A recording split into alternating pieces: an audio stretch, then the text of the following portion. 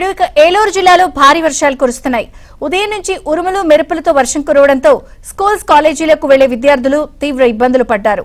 రోడ్లపై భారీగా వరద నీరు చేరడంతో రాకపోకలకు అంతరాయం ఏర్పడింది.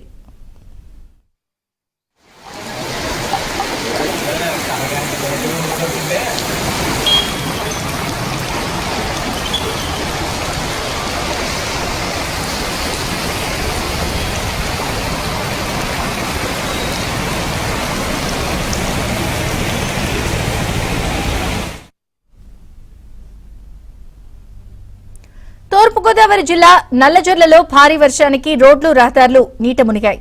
దీంతో రాకపోకలకు తీవ్ర అంతరాయం ఏర్పడింది. బయటికొచ్చే వీల్లేక ప్రజలు ఇళ్లకే పరిమితమయ్యారు.